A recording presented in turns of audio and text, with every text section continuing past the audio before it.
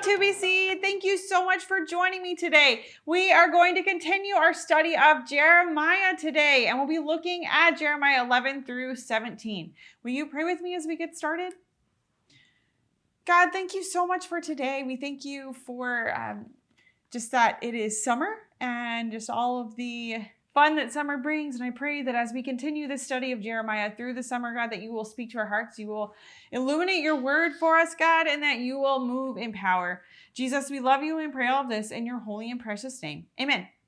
So we have reached the third major section of Jeremiah today, and that starts in chapter 11 and goes through chapter 17. And this is another collection of oracles and sermons. It begins in chapter 11 with a prose sermon, and it ends in chapter 17 with another prose sermon with quite a bit of poetry and a few prose sections in between, thrown between them. And both of those beginning and ending sermons focus a lot on the covenant that Israel has broken. So we know, we've talked at length by this point that people of Israel and Judah have broken their covenant that they made with God at Mount Sinai. And they've broken it repeatedly. And so they are being judged for that. And so at the beginning and end of this section, there is a huge emphasis on how they have broken that covenant. Now, as we walk through this large section of Jeremiah, we are going to again paint with broad brush strokes for a lot of it, but we will zero in on the end of chapter 11, starting in verse 18 and going all the way through chapter 12. But I will highlight a few things from the other chapters as well. So let's dive right in. So chapter 11 starts with this prose sermon, and it dives into how Israel has broken the covenant that they made with the Lord. And because they have broken this covenant, disaster and destruction is coming. Now, if you remember, Jeremiah began his ministry during the time of King Josiah. And if you remember, King Josiah enacted many religious reforms after he found the book of the law. And so we get a sense, though, that Jeremiah is saying that those reforms just really haven't stuck for the people.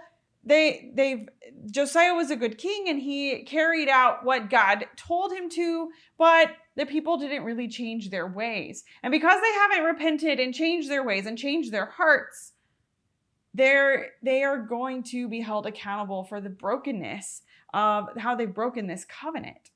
So the covenant is broken and disaster is coming. And so in this first section of chapter 11, we get a sense that their gods that they have been worshiping can't help them, and that their sacrifices won't work. And Jeremiah is also told not to pray for them. That's in verse 14. Don't pray for this people. If you want to look with me really quickly at verse 13, I thought this was very interesting. It says, "You, Judah, have as many gods as you have towns, and the altars you have set up burn incense to that shameful god Baal, are as many as the streets of Jerusalem." And so it's giving this picture of just the vastness of and pervasiveness of the idolatry in the land. It's not just the people in the larger cities or the people in the outlying areas. It's all of the people. All of the people have been worshiping other gods. Every area has been struck with this blight of idolatry. So the scope of the people's sin is broad, and it goes all the way back. And we've talked some about their history, especially when we were reading through 1st and 2nd Kings. We've read Ezekiel together. We've read a lot of things that show us what has been happening in Israel's history, and they just have struggled to uphold that covenant that God made with them at Mount Sinai. So this disaster is coming, and there's nothing they can do at this point to prevent it from happening.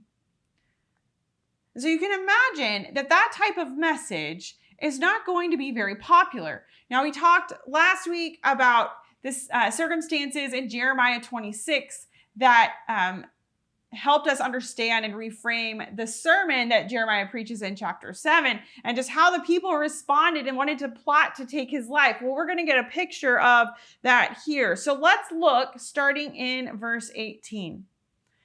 It says, because the Lord revealed their plot to me, I knew it. For at that time he showed me what they were doing. I had been like a gentle lamb led to the slaughter. I did not realize that they had plotted against me. So we still don't know exactly who it is yet. But Jeremiah didn't know there was a plot against his life.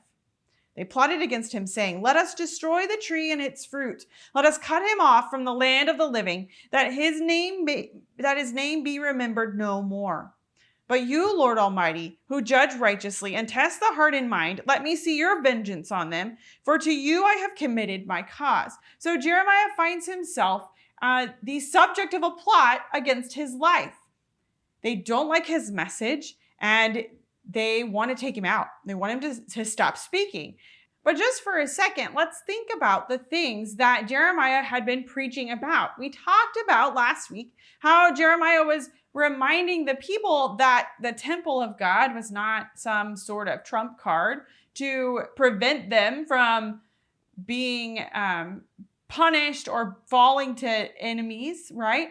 How God having his name on the temple didn't automatically make them safe. It wasn't some sort of invincibility cloak or something like that, right? But he'd been preaching about that. He'd been preaching about how they've been not following the covenant. He'd been preaching about how they haven't been upholding the law, and talking about how this destruction is coming on the land. So that we know his message wasn't popular.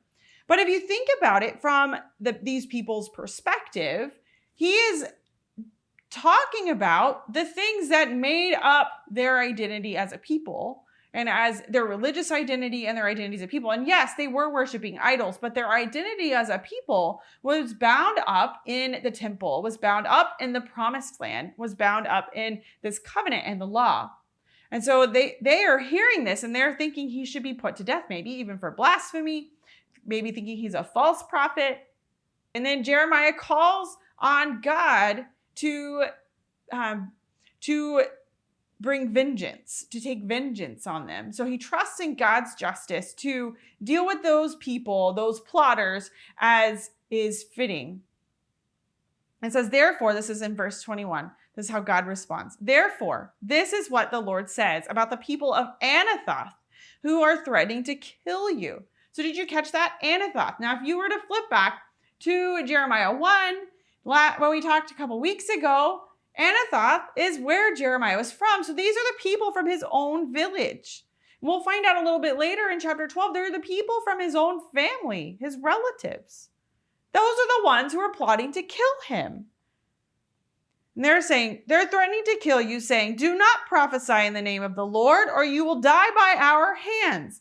Therefore, this is what the Lord Almighty says. I will punish them. Their young men will die by the sword, their sons and daughters by famine. Not even a remnant will be left to them, because I will bring disaster on the people of Anathoth in the year of their punishment. So the punishment to these people, these plotters, is the same thing that will happen to the rest of the land. They're not going to escape that judgment. Let's look over at Deuteronomy 18 really quickly and see what this punishment would be. So it says, if you look at Deuteronomy 18, verse 18, it says, I will raise up for them a prophet like you from among their fellow Israelites, and I will put my words in his mouth. He will tell them everything I command him. I myself will call to account anyone who does not listen to my words that the prophet speaks in my name. So they are going to stand in judgment for not listening to God's prophet, even though they thought Jeremiah was not speaking the message they wanted. And we'll find a little bit later in this section the message that the people wanted to hear. And we'll highlight that. It's a little bit later on. So continuing on with this context of the plot that has been discovered against Jeremiah, Jeremiah presents a complaint to God. And he does this often throughout the book of Jeremiah. Jeremiah is a very human prophet. We get to hear a lot about how he's feeling, and it helps me wrap my mind around him, because sometimes we can think of the prophets and, oh, God has them do some weird things and say all these things, and sometimes they're not the most relatable. But I feel like Jeremiah is pretty relatable, because we get to hear a lot about what he thinks and how he's feeling about what God's asking him to do or telling him to do. And so this is the first of what we could call laments that Jeremiah is going to present to God.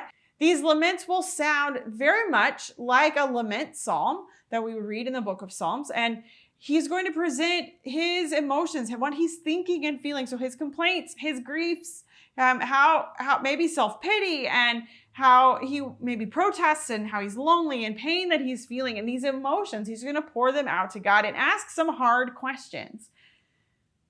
And so this is the first part of that. So let's dive in here into the first couple verses of chapter 12. You are always righteous, Lord, when I bring a case before you. Yet I would speak with you about your justice. Why does the way of the wicked prosper? Why do all the faithless live at ease? You have planted them and they have taken root. They grow and bear fruit. You are always on their lips, but far from their hearts. Yet you know me, Lord. You see me and test my thoughts about you. Drag them off like sheep to be butchered. Set them apart for the day of slaughter. We know that Jeremiah trusts God's justice because that's what he's calling God to do for those who've plotted against his life. But he still has a question. Why does it seem like the wicked prosper? Those who don't follow him, why are they prospering while Jeremiah suffers or other people are suffering? Why does it seem like God doesn't see, or maybe even that he has been working in their lives by planting them? It says they've taken root. You've planted them. They've taken root. But yet here is Jeremiah doing all of the right things, and he is suffering immensely for what he is doing. This is such a very real question, right? He wants God's justice to come sooner, as do probably all of us.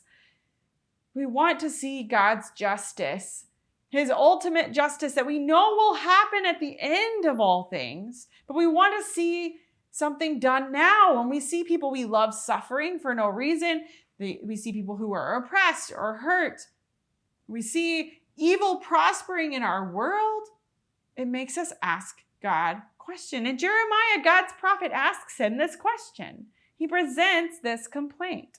And he calls out to God to act justly, to deal with those people.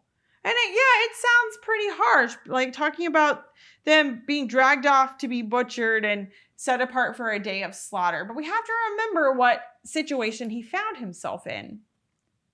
Definitely was not a good situation. They were plotting against his life. And I love verse 4. It says this, how long will the land lie parched and the grass in every field be withered? Because those who live in it are wicked. The animals and birds have perished. Moreover, the people are saying, he will not see what happens to us. So Jeremiah is asking God, how much longer is creation going to have to suffer for what the people are doing? Because the people living in the land are wicked, their actions have impacted the animals and the birds. So human wickedness impacts the non-human parts of creation. I love that Jeremiah pulls that out. It's something that is somewhat surprising. We talk about God bringing judgment on the people for breaking his covenant, and we don't really always think about how our actions as humans impact the world, the very physical world around us, and other creatures that roam it. And then we get God's response in verses 5 and 6. And it's very interesting because his response is not overly comforting. He essentially says in verse 5, well, there's worse coming. And by the way, it's your own family who is betraying you, so don't trust them. So that's not a very comforting message. It wouldn't make me feel comforted. Maybe a little bit warned that now I know who not to trust, but definitely not necessarily comforted. But then he's talking about how God is talking about how Jeremiah's family has betrayed him. His own home, his own house has betrayed him. But then God says, I will forsake my house and abandon my inheritance. So Jeremiah's enemies are within his own family. But God's family is treating him like an enemy as well. I think that's an interesting parallel here. But as we read and look at verses 7 through 13, I encourage you to look through and see how many times God is saying, my house, my inheritance, my something, the one I love. And just think about how, to me, it makes it very personal. God's going to forsake my house. abandon my inheritance. Give the one I love into the hands of her enemies. And then we have this image here. There's a lot of images here, and they're very interesting. It says, my inheritance has become to me like a lion in the forest. She roars at me. So indicating then that his inheritance, so his people have become like a lion, meaning God is the prey. They are so hostile and against God that they have become like a lion. And it says, therefore, I hate her. We don't really like that word very much. But I think essentially we can hear that God's people are now God's enemy. They've been treating him so hostilely. And then the next verse 9 says, has not my inheritance become to me like a speckled bird of prey, that other birds of prey surround and attack? So his people have also become prey. And they are going to be attacked by others. That destruction is coming. And we just get a sense that this is just painful for God too. He is distressed by his people's unfaithfulness. He loves them, and they are going to have to go through this time of suffering and terrible destruction. So then the pronouns continue: my vineyard, my field, my pleasant field. All of these are metaphors for God's people and what's going to happen what's going to happen to them. That even in the midst of this judgment and terrible destruction, they're still God's people. He still claims them as his own. And then chapter 12 closes with a very interesting passage, verses 14 through 17. And I'm just going to read part of it really quickly. It says, this is what the Lord says. As for all my wicked neighbors who seize the inheritance I gave my people Israel, I will uproot them from their lands, and I will uproot the people of Judah from among them. But after I uproot them, I will again have compassion and will bring each of them back to their own inheritance in their own country. And if they learn well the ways of my people and swear by my name, saying, as surely as the Lord lives, even as they once taught my people to swear by Baal, then they will be established among my people. But if any nation does not listen, I will completely uproot and destroy it, declares the Lord. This is an interesting passage. This offer of compassion to those other nations who are going to come in and live in the land, saying that if they too will turn to God, then they will receive salvation, that saving grace. It's not limited to the people of Israel, but neither is the judgment. The judgment and the salvation apply to all. So God is consistent here. Judgment and salvation for his people, but also judgment and salvation towards the other nations.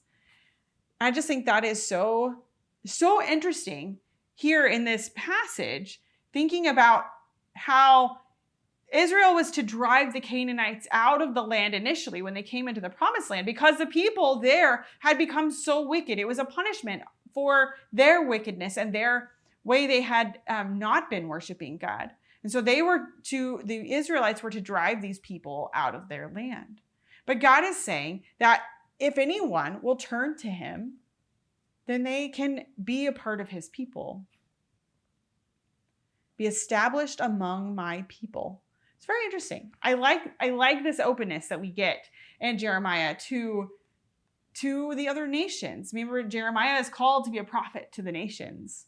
Well, we see some glimpses here. Even though he's preaching to his own people, we see these glimpses of the nations. So this section is just so fascinating to me. We get so many different aspects here about Jeremiah and learning a little bit more about him as the prophet of God, but also learning a little bit more about God and his love for people. And we're going to continue looking here in chapters 13 through 17, and we're just going to highlight kind of what happens. In chapter 13, we see Jeremiah perform a symbolic action.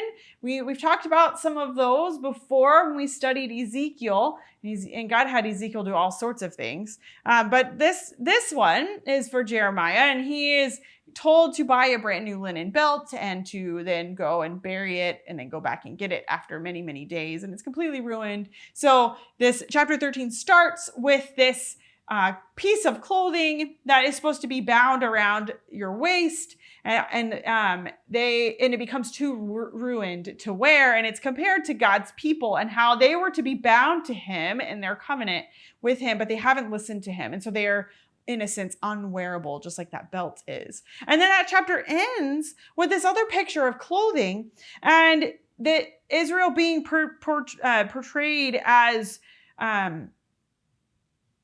having her skirts pulled up over her face and her clothing pulled off in her prostitution, and unfaithfulness exposed. So this idea of starting with clothing they are clothing that is unwearable, and then clothing that is being ripped off because they are ruined and it is shameful. It's kind of an interesting bookend here in chapter 13. And then chapter 14, we have this image of drought. It starts off talking about concerning the drought. The word of the Lord came to Jeremiah concerning the drought. That's how it starts in verse 1. And so it's kind of like a background circumstance that is there just kind of in the background. We don't know exactly if there's a specific drought that they're referring to. But this section in chapter 14 is going to alternate between oracles of Jeremiah and alternate with words from the people. And it's interesting because the people are going to confess a couple times here in this section, but yet we find out that judgment is still coming. And maybe perhaps their confession is not sincere.